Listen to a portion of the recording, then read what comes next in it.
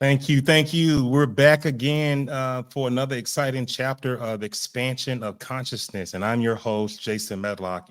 Uh, I've been waiting for this interview for a while, and I'm not going to tell you guys how long, but it's been a while.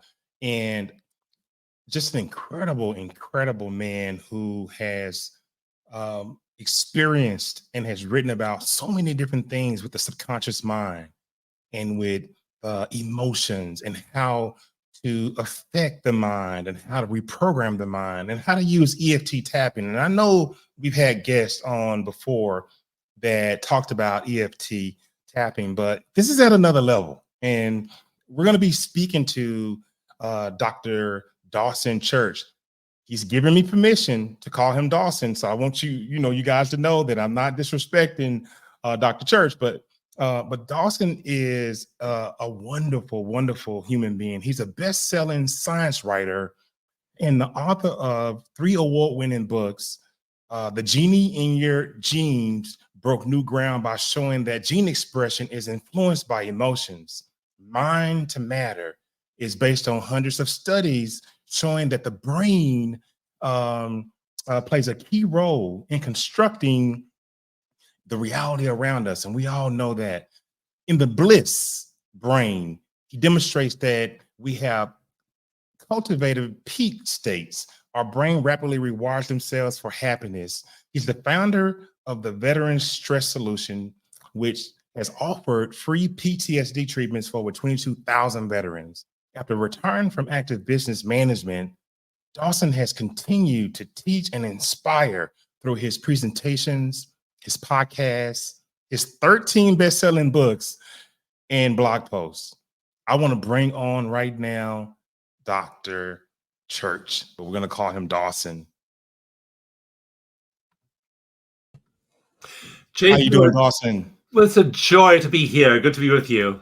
I am so excited, and I wanted to make sure that I, gave you the proper introduction because you've done so much, in the community of universal consciousness, and the work you've done with emotional triggers for veterans, and I'm just glad you're here. And we were in the back office speaking a minute ago, and I was talking about all the wonderful things that you've written about, and particularly we were talking about EFT tapping. Can we talk about that and start off a little bit? And everybody will probably ask you, where did you start? How did you? We'll get to that.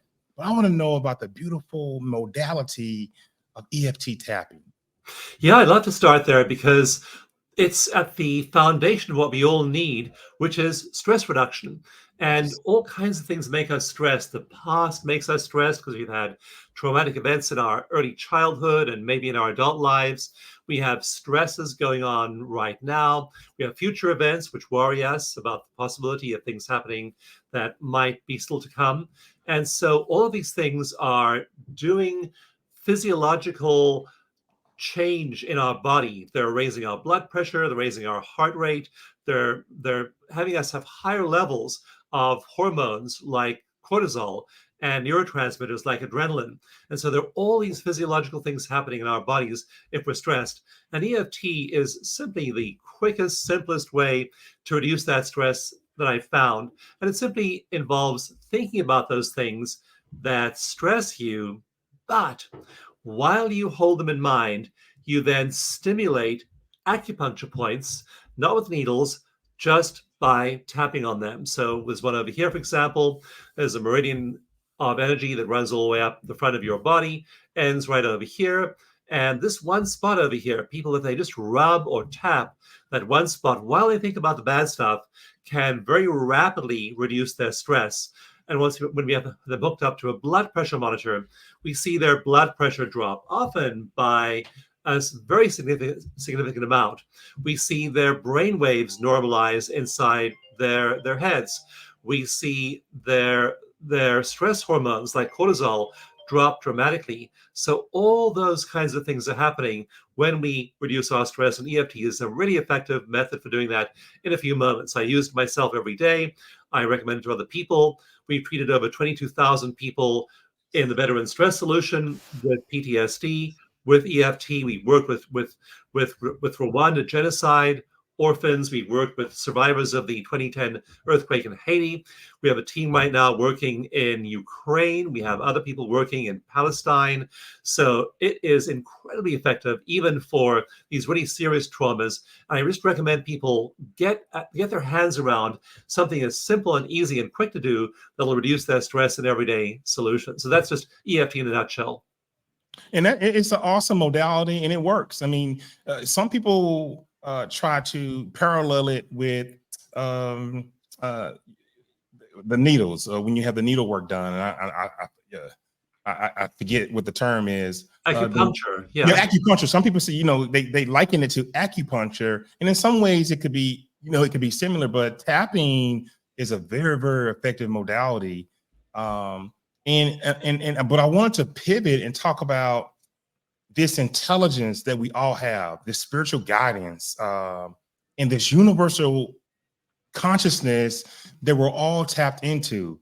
And one of the questions, just from reading all the material on your website, and I didn't know which book to buy first, but I'm going to buy. But my question was, how can individuals tap into their inherent spiritual intelligence to connect with universal consciousness? And, what are the implications of this connection for a person's personal transformation so that they can become, so to speak, globally aware? Yeah. Yeah, that's a big question. And so for many, many centuries, we've had spiritual schools, we've had wisdom traditions who have made that their focus. And usually there was a founder, there was a Jesus, there was a Muhammad, there was a Buddha, there was some great human being, human teacher that touched the divine. And like Moses on Mount Sinai, coming back from Mount Sinai with these 10 commandments or rules for living that he wanted to share with his whole tribe. And so usually there's been this pinnacle experience, this mystical oneness experience that people have. They break through the veil, they're able to plug into the all that is, and then they come back to their culture and they try to explain it. That's really why we get into a lot of trouble, because Islam looks very different from Judaism, looks very, very different from Hinduism or Buddhism or Taoism, but they all at their core have that mystical experience. And they then try and share with us the path, the way to get there ourselves. And so that's been the endeavor for centuries now, is for spirituality and these elevated states to become known and accessible to us by following the teachings of these various philosophies. Trauma gets in the way. When I was 15 years old, I ran away from home and joined a spiritual community, and we learned that great tradition that underlies all the world's religions. And the teaching that our group had was, don't worry about all those bad things in your past and all that trauma you suffered through as a child. Just ascend to higher consciousness, and then you're this elevated being, and all this mud, all this stuff in the basement is just going to go away because you'll ascend into a higher state of consciousness. Modern research in the last 25 years shows that that's not true.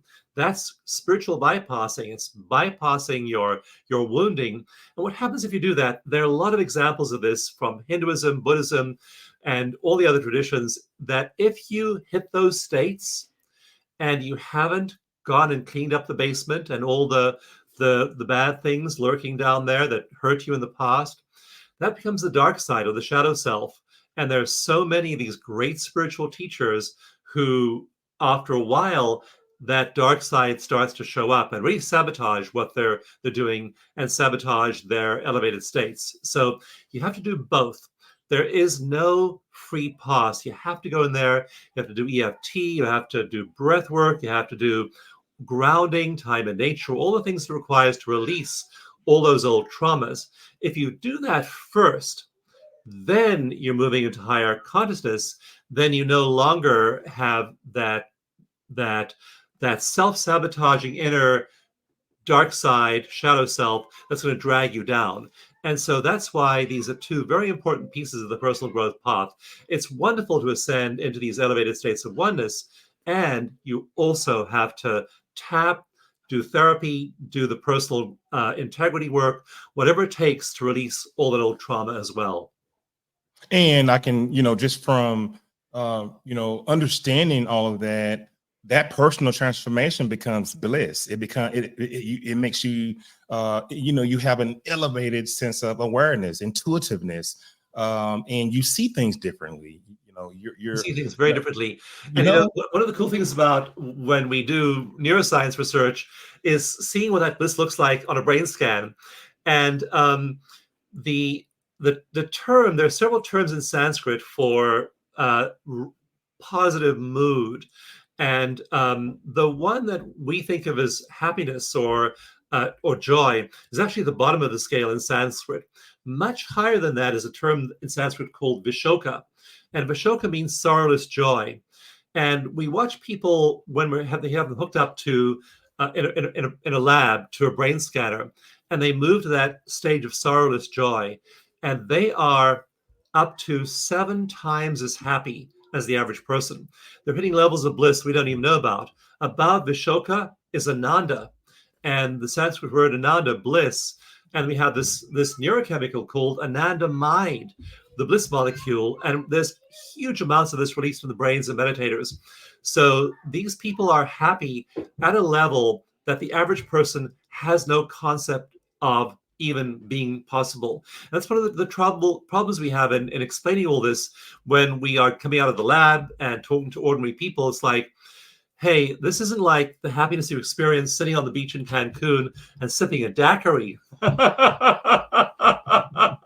or watching your favorite NFL team win. It's not that kind of bliss at all. This is like intoxicating ecstasy, and you want to train your mind and brain and body. In fact, in one of the sections of my book Bliss Brain, I have a list of the neurochemicals your body releases in orgasm, and side by side a list of the neurochemicals it releases in deep meditation, and they match. So you're having this orgasm-like experience when you're in Bliss Brain, in that state of Ananda, and it's a remarkable state. It shows up on a brain scanner as very, very different from ordinary happiness. And the cool thing is, everyone's brain has these circuits. Anyone can attain that. You have to just train yourself to reach those elevated states. And it's about staying committed. It's about setting your intentions. And, before we came on, I was telling you that I was very interested in epigenetic transfer, and the genie in your genes is interesting to me, as it covers the science of epigenetics. So in what ways do your thoughts and emotions directly influence your gene expression? And in your opinion, how can this understanding empower us to cultivate health and well-being, at the cellular level? That's a great question, Jason. And one way to answer it is by talking about the opposite of that.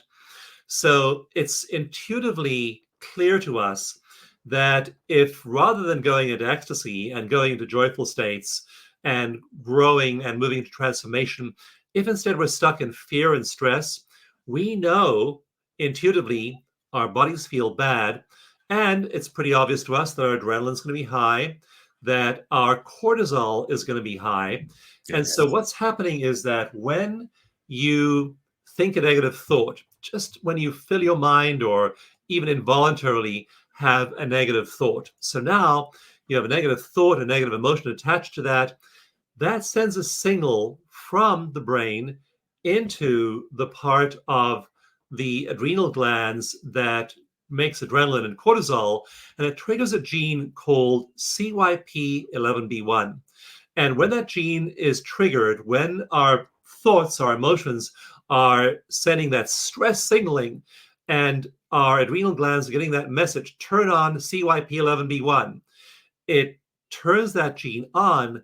It just cranks up our production of cortisol and adrenaline. And it does it in about 3 seconds. It doesn't take a long time to do that, because our ancestors needed a quick stress response to threats in the environment. So we are able, with a thought, with a feeling, with an emotion, with a belief, with an abstract worry like that, to literally trigger the expression of a gene.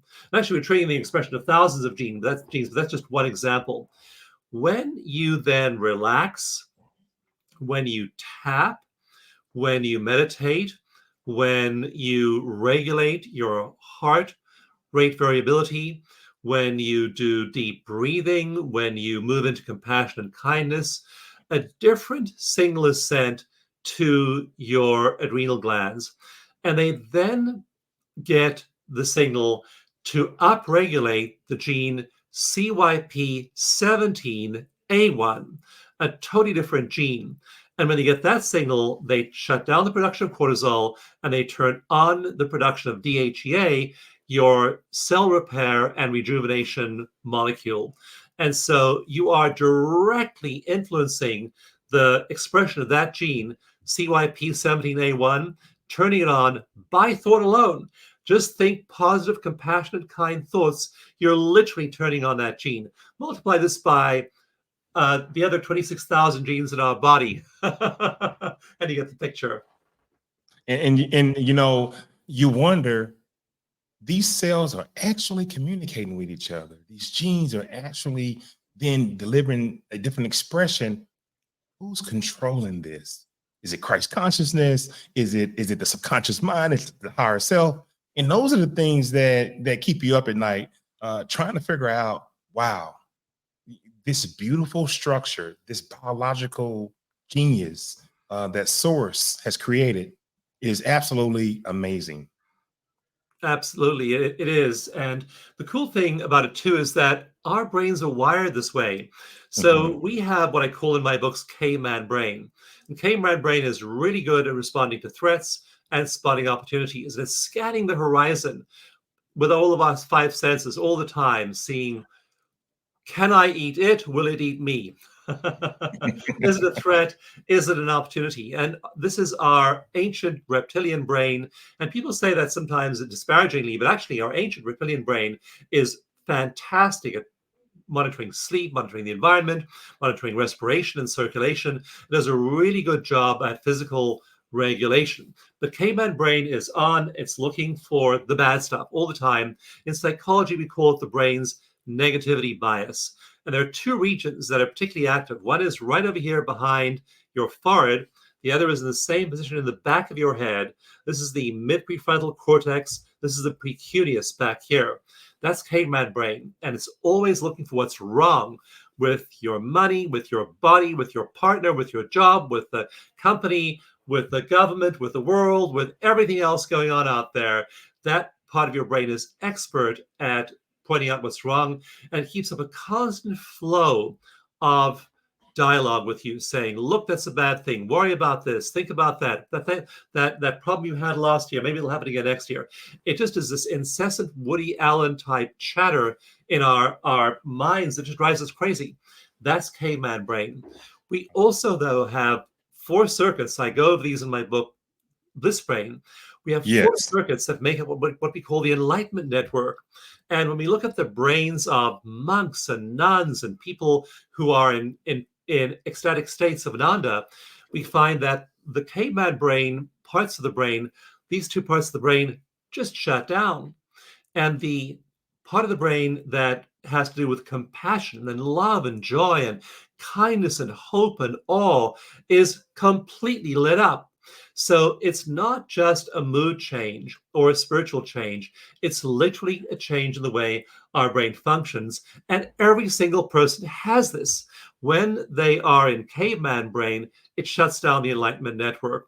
When we turn on the Enlightenment Network, it suppresses caveman brain. These 2 things are like a teeter-totter. So just like cortisol and DHEA are in inverse relationship to each other, same way caveman brain and the Enlightenment Network are in inverse relationships. When we shut one down, when we de-stress ourselves, the Enlightenment Network can turn on. And when the Enlightenment Network is not being used, when we aren't using all those faculties inside our heads, caveman brain is highly active. And it's all based in stress. It's all based in belief. It's based in self-talk. It's based in emotion. All these things over which we have complete control. And beautiful concepts, and they all work in unison with each other. But you mentioned the book Bliss Brain. And as I was reading that part of your website, the overall message seems to me to be the peak states of flow. Do you know, or can you tell us, what does the recent neuroscience tell us about the brain patterns of mystics and meditators like me Yes. in peak states of flow, and how can ordinary people out there that are listening train their brains to access that blissful state? Yeah, that's another good question. And what we find when we hook people up to an EEG is there's a band, a frequency band, in which the conscious mind functions in the ordinary world. And it's called beta, just because it was the second brainwave discovered. Beta doesn't mean anything, just as a label, like the letter B. Alpha, the first brainwave discovered, was called alpha A. The second was called beta B. And so people in ordinary awareness are in beta, and we see a big amplitude, a lot of beta in both the left and the right hemispheres when you're just navigating the world, driving your car, going to the store, doing your work, engaging in conversation. All these activities of consciousness means you have a lot of beta. What you don't have a lot of in those ordinary consciousness states is the slower wave, alpha, and then the two slowest waves, theta and delta. And also there's a very, very fast wave called gamma. Again, you don't have a lot of that when you're in beta.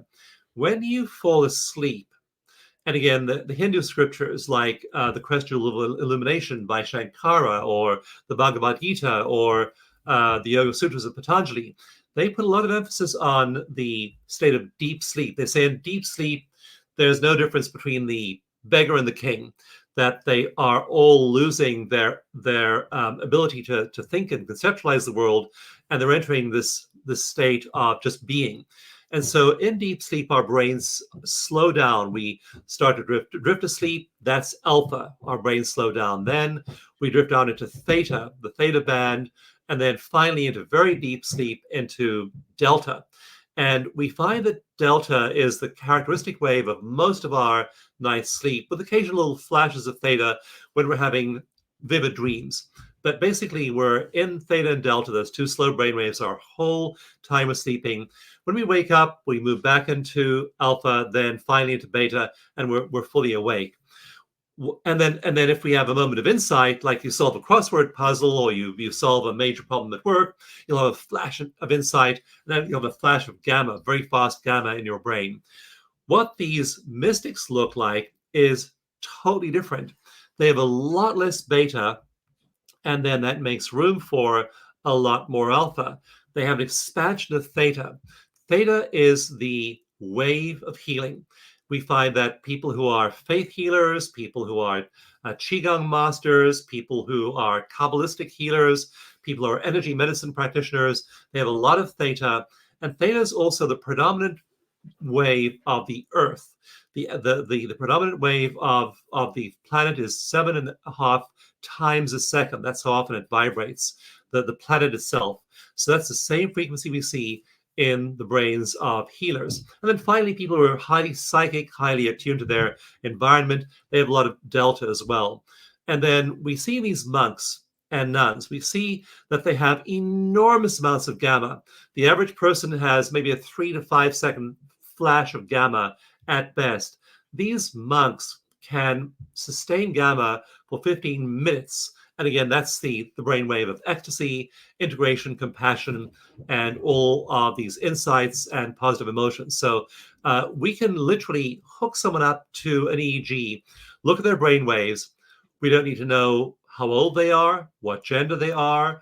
We need to know nothing about them. We can tell exactly what's going on there with their brains based on the ratio of those brainwave frequencies. And these monks and nuns, their profiles are amazing. They are in the state of ananda, bliss. They have tons of gamma up the high end, lots of delta and theta at the low end, lots of alpha bridging conscious and subconscious mind. They're in remarkable both mystical states experientially and brain states in terms of their neurological wiring. So quite interesting, because I'm a quantum healing hypnotist. And Dolores Cannon, and I don't know if you follow Dolores, but Dolores would call the state that we work in, that she taught us, the somnambulistic state, right there below theta, but very close. And I've had many clients, Dawson, when I move them from the theta, and I do clinical hypnosis in the theta brainwave state. Okay. And that's making suggestions and they're deeply relaxed. But when I'm in the somnambulistic state, when I'm doing a quantum healing hypnosis session, then the person, I can move them to different past lives and regress them different situations and try to find out, well, when did the trauma start? When did the beating start? When did the, whatever you're dealing with in this current lifetime, let's try to see if we can find this. But then Dolores had a twist. And when she moved you deeper into this somnambulistic state, we were actually able to have a conversation with the higher self, with the subconscious mind. And she's done, and she's passed away, and bless her heart, she's done thousands of regression therapy sessions and have written a number of books speaking directly to the person's higher self or the subconscious mind. Does that compute in some of your work, moving past the theta to this somnambulistic state? Yeah, so a communion with your higher self is really the essence of what most of the paths teach. And the classic example is in Buddhism, where the goal is to become one with everything. And so there's a beautiful quote from Rumi. Rumi once said, our individual consciousness is not a drop in the ocean of consciousness. We are not a drop in the ocean. Our individual consciousness is the ocean in a drop. We are the whole ocean in a drop. And what you find happens is that you lose your sense of individuality. As I meditate, I'm not aware of this body. I'm not aware of this personality. That all just falls away. And I'm one with all there is. And the beauty of it is that this state is available to every human being. And all the traditions describe the ability to let go of the small, suffering, limited, time and space-bound ego and merge with the all that is. And the pleasure you experience there, the joy you experience there, is unimaginable to people who haven't been there. You're letting go of your struggles, your worries, you're letting go of, for example, past and future. It's very much a state in the present moment. You're experiencing it right here and right now in the eternal moment. You forget how old you are, what's coming next, all of your history. You're able to merge with the all that is. And all things become possible. There's also information out there. There are information fields, the fields of the cosmos are out there, and you're downloading them. In Mind to Matter, I look at the evidence for mind being generated by the brain. And this is the classical view of traditional neuroscience, is that as beings evolved and as we moved from being reptiles to mammals, finally to primates, then to Homo sapiens, we grew bigger and bigger brains. That gave rise to mind, this mysterious thing called mind with which we think. The amount of evidence, scientific evidence for that perspective is zero.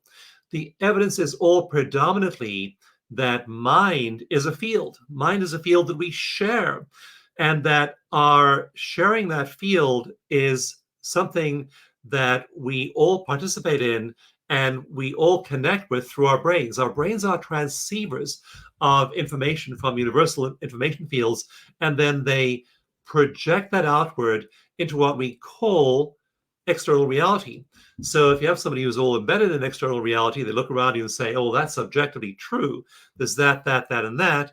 But what we find actually is that virtually all of it is a projection of what I've received and I'm transceiving through my brain. The brain is a huge transceiver. It's not the originator of consciousness. So when you let go of your individual suffering consciousness and merge with the all that is, you are then part of that, and you find love there. Like if Mm. you feel you don't have enough love in your life, just go meditate and tune into the infinite universe, and you'll find so much love you don't know what to do with it all. There's joy there, there's laughter there, there's bliss there, there's gratitude in there. Like somebody asked me yesterday, Dawson, what are you most grateful for in your life? And they were thinking, well, grandchildren and living in a beautiful part of the country and taking a month-long meditation retreat, blah, blah, blah. I said, I'm so grateful for the breath I'm taking right now, and the next breath, and the next breath. That's all it takes to move you into absolutely hysterical bliss. So you want to be that happy every day. And you Yeah. have all these circuits in your brain that make it inevitable the moment you shut down caveman brain and enter that turn on that enlightenment network. Well, a few things I want to mention before I ask you the next question. Transceiver, and it's a mystery, and I know it's not to you. While we have microscopic crystals in the brain, and we know that crystals hold frequency, so the term "the brain is a transceiver" is just absolutely falls into place. We talked, and again, this I'm a transcendental meditator, and some of the things you were saying reminded me of Marishi, the founder of TM, and this moment when we reach transcendence, the level of peace that I am experiencing. I mean, just the fact that there's nothing but this quiet love feeling is absolutely amazing. And I meditate twice a day. But I want to mention that because some of the things that you were saying was just absolutely hitting home with me. But you are into healing traumatic memories. Can you discuss the groundbreaking research on memory reconsolidation and its potential to revolutionize the treatment of PTSD and traumatic stress? Oh, that follows on very naturally from these states, because we used to think, like when I was in school in the 1970s and learning my first classes in neuroscience and psychology, we used to think that memory was static. Memory was of a event. So if I thought about my vacation 6 months ago, and I pictured the vacation in New Orleans, and I imagined walking down Bourbon Street, and then I forgot about it. And then a month later, I was talking to a friend. I talked about New Orleans, Bourbon Street again. We assumed that the memory I was retrieving the second time was the same as the memory I was retrieving the first time, which was the same as the event. What we've now discovered is that memory is not static like that. It's not like looking at an image on your phone from 6 months ago, then pulling up the same image again a year from now and pulling up the same image again, and the image is unchanged. What actually happens is that when we pull up a memory and retrieve it, we mix in elements of what's going on right now. And that's why EFT, tapping on these acupressure points, is so effective, because now I'm remembering the, say, terrible firefight in Iraq when I was in combat there. So I'm working with a warrior, and she's remembering a firefight in Iraq, and she's highly traumatized by the event, and she's bringing up that memory into consciousness now. Her heart's racing, her breathing becomes shallow, her face is flushed, she's Mhm. highly triggered emotionally by the event. Then she taps, does the tapping, and what's going on now is that while she's remembering the horror of the firefight, dead civilians, the stench of decomposing corpses, children being killed, bombs falling, shells falling, all the danger she's in, people around her being killed. All of these memories are there, and they're triggering the stress response big time. So that's happening now. She's her adrenal cortex is getting that signal to turn on that gene CYP11B1. She's getting that signal to make less of cortisol. Now something else happens, and that something else is this. And now she's applying acupuncture stimulation to her body. She's using the pressure of her fingertips to stimulate those acupuncture points. That is a soothing signal. People just calm way, way, way down when you apply acupressure or acupuncture. So now her brain's getting a totally different signal, which says calm. Everything's okay. If there was a firefight going on right now, you certainly would not be tapping on your kidney meridian. So the brain's getting these two conflicting signals. One saying go into stress, make cortisol. The other saying no, it's all calm. It's all in the past. Just don't worry about it all. Make DHEA. And it has to reconcile this mismatch between her physiological sensation of calmness coming from the tapping and the mental memory that she's having of the trauma. And what the body does is it prioritizes the physical signal of safety. When it knows it's safe, when you're tapping, when you're stimulating the antidote to stress, it gets that signal and then says, "Oh, okay, that firefight is not in the here and now. That was 15 years ago. That was then, now is now." So what it does to the memory is it removes the emotional tag of danger. And when it does that, it neutralizes the emotional content of the memory. The memory does not go away. She still remembers she was in a firefight 15 years ago. But the emotional content, the horror, the dread, and all the physiological triggering that's going by through her body and making cortisol and other neurochemicals, all of that goes away. Now she's calm after a while. And you'll hear, I mean, there's um, one woman who's now in her 30s, whose parents were killed in the Rwanda genocide in 1994, and she can tell you all about it. But she's just calm. She no longer has all that tagging after using EFT for many, many years, and now she's become a very successful entrepreneur in Rwanda.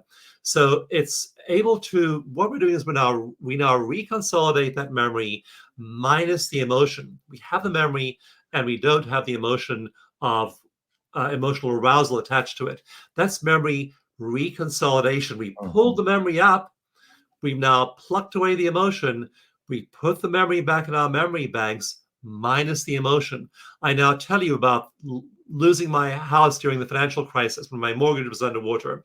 I'll tell you about the terrible divorce. I'll tell you about the car crash. I'll tell you about getting cancer, all these things. And they no longer have the emotional impact. That's how we reconsolidate all of those old traumatic memories. Absolutely amazing. And Dawson, is so interesting speaking with you because not only are you highly, highly educated at the PhD level and researched, for years and well written with 13 bestsellers, you also have a side of you that understands human consciousness and mindfulness and meditation and some of the modalities, which makes you a triple threat. You're mixing all these things that you've learned, but I want to pivot to an area that I've been working in a lot, and it's with athletes and mindfulness and having them understand through performance. And this is business owners and athletes and just regular everyday people, but enhancing their performance through mindfulness. How can athletes leverage the science and, so to speak, the flow and the mental training techniques to improve their performance significantly?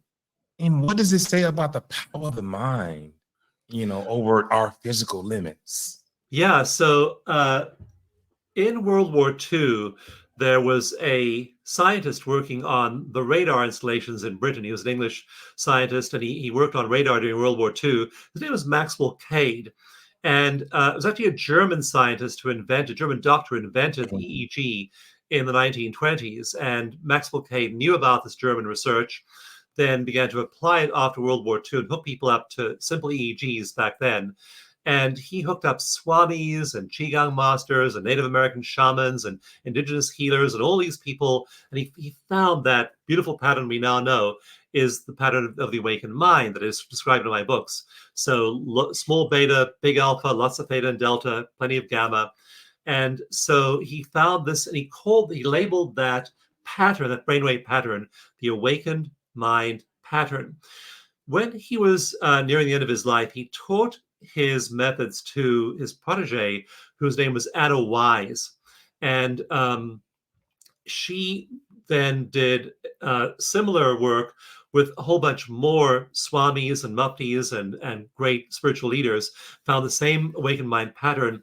It then occurred to her to hook up peak performers. So she would hook up a composer, she'd hook up an artist, she would hook up an athlete, she'd hook up a scientist, she'd hook up a business leader. And when that person was in this optimal state of flow that was then being written about and identified by Mikhail Csikszentmihalyi and other experts in the 1970s, they found that the brain waves of these people in flow states also were the awakened mind. And the huge insight that then began to dawn on us was that both flow and meditation are paths to the awakened mind, and they reinforce each other. If you are in the awakened mind state a lot during the day, the chances are you'll have a much calmer physiology and you'll enter meditation much more easily. If you're a meditator, the chances are you'll be in flow much of your day. So you'll get problems to solve and you'll solve them easily. You have to perform athletically. Like the other day, I've been playing a lot of pickleball lately, and I play with my wife usually, or whoever, whatever friends are handy. And the other day, no one was around, so I just played at the practice wall. I meditated for an hour, and I played, and I remained in flow while I played pickleball with myself against the practice wall. It was a delightful experience just to feel that flow state. If I have to write, if I have a writing deadline, I first meditate, get into flow, then I write. Research shows that everything is easier when you're in a flow state. And I have a paper being published in a peer-reviewed journal soon looking at business productivity of meditators and people who are in touch with their higher self. And the assumption has always been that these monks, these mystics, these people, they had their head in the clouds, they didn't have their feet on the ground. They were no good at money, numbers, science, all of the practical stuff of life, relationships, child rearing. The opposite is true. We found that within a month, people's productivity at business and family stuff went up 20%. 20% increase in productivity in under a month when they were entering those states. So meditation, connecting with your higher self, translates directly into heightened productivity at work and at home. Absolutely awesome. Let's talk about you now. Um, uh, let's talk about all the amazing things that you have going on. Maybe courses or one-on-one coaching, or let's talk about the things that you have going on that the audience can benefit from. Sure. I spent about 20 years researching PTSD because the people who suffer from PTSD suffer. I mean, these people are suffering. Talk to a Vietnam veteran who's had PTSD for 50 years, and you will find a depth of suffering there sometimes that is just life sapping. It just degrades their whole quality of life. Vietnam veterans have high levels of anxiety, depression, flashbacks, nightmares, intrusive thoughts, high rates of cancer, high rates of heart disease, high rates of diabetes, all kinds of medical problems, shortened lifespan. And I just had to work on this first. So I spent about 20 years researching that and setting up the Veteran Stress Solution to get it to people. And eventually we were approved by the VA, so it's now available in official settings as well. So that was one big initiative. But I then thought, okay, once you've solved that trauma problem, what do you do next? And the next thing is you move into higher states. And I began to explore some of these states that these monks, these nuns, these elevated masters are in. And again, I found myself becoming happier, Jason. I mean, I've always been a pretty happy person, but I released my own PTSD first, and then began to move into these elevated states and found myself getting to places in consciousness that I hardly imagined were possible. Just such pervasive happiness. And again, all it takes is breathing and walking and being to get that happy. You don't need to have a certain kind of car. I drive a pretty old car actually, and live in a pretty modest house. And I just really don't aspire to a lot more, because all those things are fine for meeting my basic physical needs. And so you then want to move to higher consciousness. And what I wound up doing too recently is um, I used to travel a lot. I used to travel within the US and North America. I used to travel to Europe every year to teach for a month or two. And what I've been doing now that we have Zoom and online courses, I can do a lot of them on Zoom.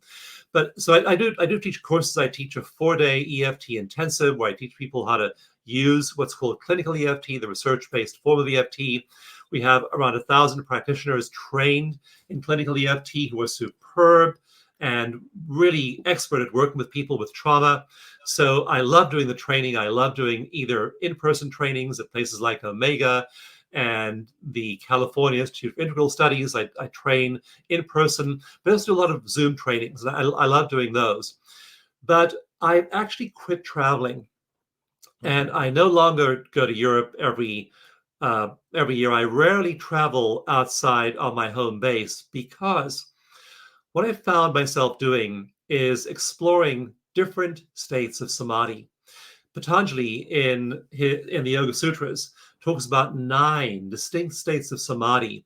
And once you've traveled to, like, one of them is called Asmita Samadhi, one of them's called Ananda Samadhi, one of them's called Nirbija Samadhi. When you travel to these states of consciousness, your interest in picking up your physical body, putting it on a plane, and sticking it in a different country goes way down because you can travel so far. And this is the frontier that people can go to next, not moving their bodies around, but moving their minds, moving their consciousness around. And Consciousness. actually, the Yes. Yoga Sutras shares with you how to actually project consciousness into distant locations. So that's what I'm doing now. And I've also built a series of courses. There's one called the 21-Day Walk with Your Higher Power. So you can take that. It's really inexpensive on our website. Most of our courses are free or just a very, very nominal amount. And then some of them are more expensive, like if you want to get certified in EFT or be mentored for a year on the Short Path to Oneness course. That's going to involve hiring a therapist and hiring a coach. But the bulk of my work now is available online, free or really inexpensively. So that's freed me up as well to just say, people, here's some amazing courses. Here's the science behind them. Do this stuff. You're going to shut down caveman brain, turn on the Enlightenment Network. You'll feel wonderful. And longevity is going to improve. Your health is going to improve. I just finished a clinical trial with cancer patients at Tel Aviv University in Israel, and we're finding that their levels of stress around cancer, around the recurrence of their cancer, drop dramatically after tapping. So I'm looking at applying it to addictions, to cancer, physical diseases, things like that. And what I've come to the conclusion is that we all have this enlightenment network in our heads. We all have the ability to make ourselves this happy, this healthy. We just need the tools to turn it on, to suppress that caveman brain, to express that enlightenment awareness that we all have the neurological hardware to do. Again, it translates that into gene expression, into increased physical well-being, into feeling great, and into greater longevity. Optimists live on average 10 years longer than pessimists. So all of these things are going to confer both better performance and a much longer, much healthier, and much happier life. So this is what excites me and is turning me on right now, is just entering these states of samadhi, playing around with which one I want to be in today, sharing them Wow. with people around me, and then putting them into online courses so everyone can do this too. So, Dawson, can you share your website with the viewers, the audience out here? Yeah, so go to one site, which is Dawson, my name, just DAWSON, gift, GIFT, dawsongift.com, and they will get the free EFT tapping mini manual. Download the manual, go to the last page. It has a summary on a single page. Just use that one page. Think of a bad thing that happened to you recently and tap and see what happens. Guarantee you're going to lose a lot of your stress. And the second thing that page has is a free meditation called Eco Meditation, ECO Meditation. You'll get a free Eco Meditation, free EFT mini manual at dawsongift.com. And from there, you'll see a menu bar that takes you to certified practitioners, online courses, live events, all these other features, but they're all accessible through that one portal of dawsongift.com.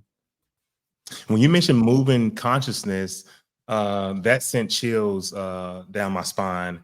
I'm a remote viewer. I'm also an associate remote viewer. And I've had out of body experiences. I've written about it in my book, Empowered by Consciousness. And when I'm remote viewing, I was taught by Tony Civilale, scientific remote viewing. And I'm trying to locate an unknown object to me. I don't know what the object is, but the only thing I have are coordinates or numbers.